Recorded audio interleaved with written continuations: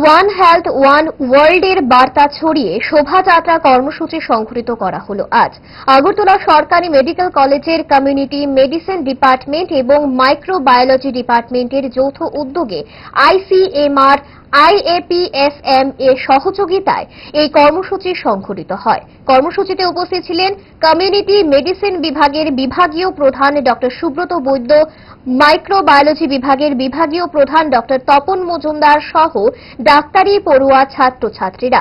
কি রয়েছে কর্মসূচির উদ্দেশ্য, সংবাদ মাধ্যমের সামনে কথা বলতে গিয়ে কি জানিয়েছেন ডক্টর তপন মজুমদার, দেখুন।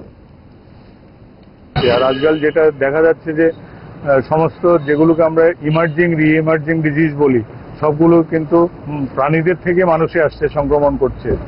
তো এই ব্যাপারে আমরা বলতে চাই, একসময় আমরা ত্রিপুরাতে যে জ্বরজনিত যে রোগ হতো তাতে আমরা শুধু ম্যালেরিয়া এবং টাইফয়েড হিসেবে চিন্তা করতাম, কিন্তু এই যে ওয়ান হেলথ প্রোগ্রামের আন্ডারে আমাদের যে এখন যে রোগ চিহ্নিতকরণের যে ব্যবস্থা আছে আগরতলা গভর্নমেন্ট মেডিকেল কলেজে, তাতে করে আমরা আজকে অনেকগুলি নতুন নতুন রোগ পাচ্ছি যেগুলো আমাদের জ্বর করা এবং যেগুলো আমাদের আউটব্রেক করছে বিভিন্ন জায়গায়।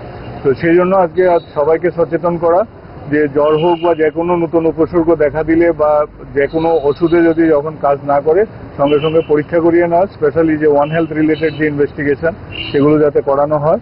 এবং অ্যাট দ্য সেম টাইম আমরা সচেতন করছি যে ওভার দ্য কাউন্টার অ্যান্টিবায়োটিক যে দোকান থেকে কিনে ডাক্তারের পরামর্শ ছাড়া যাতে কেউ অ্যান্টিবায়োটিক না খান, এবং অ্যান্টিবায়োটিকের যথাযথ প্রয়োগ যদি আমরা না করি ভবিষ্যতে আমাদের কিন্তু পাইপলাইনে নতুন অ্যান্টিবায়োটিক নেই, আমরা একটা প্রচন্ড ঝুঁকির সম্মুখীন হব। এইসব সামনে রেখে আমরা আজকে সচেতনতা অনুষ্ঠান।